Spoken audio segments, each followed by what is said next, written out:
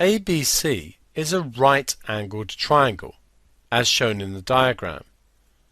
B is AB and C is AC. We want to find in terms of B and C the vector BC. What we need is an equivalent vector journey. To go from B to C, we could go from B to A and then go from A to C. In vectors, this is considered exactly the same as going directly from B to C. Going from B to A is to go backwards along B, and AC is forwards along C. So our answer is minus B plus C, or C minus B. Either of the last two lines is fine as an answer. We now want to find CB.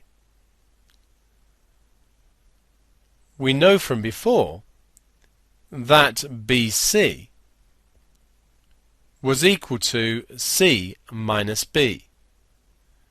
It follows that CB would be the negative of this, so would be minus C plus B, or we could write this as B minus C. We can see this from the diagram. We'd go backwards along C, which is minus C, and then forwards along B.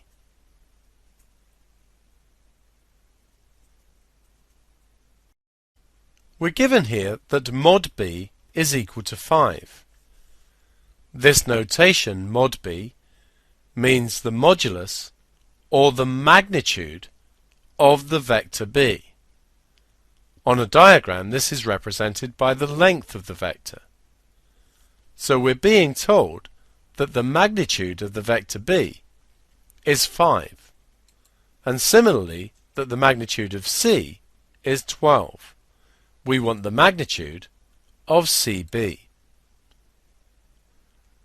So we're being told that this length is 5 and that this length is 12, and we want the length of the third side of the triangle, and of course the triangle is right-angled, so we can use Pythagoras' theorem.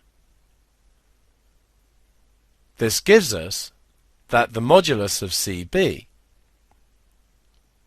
is equal to the square root of 5 squared plus 12 squared, which is the square root of 169, which is 13. So the magnitude of CB is 13.